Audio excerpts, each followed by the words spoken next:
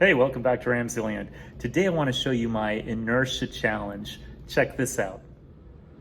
All I'm using in this challenge is a Coke bottle, an embroidery hoop, and a nail.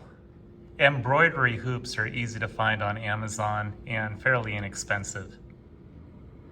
Start by unscrewing your embroidery hoop so you can remove the inner wooden hoop. Next, find the center of mass of the inner wooden hoop by balancing it on the top of your Coke bottle.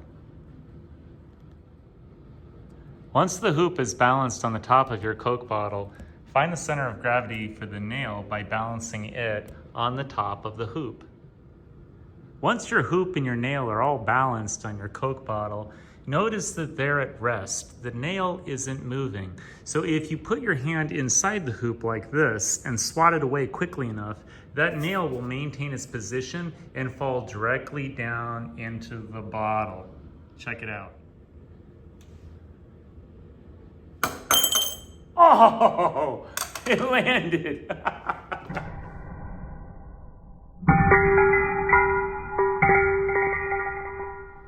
Well, I hope you enjoyed today's edition of RamZland, and I'll see you next time.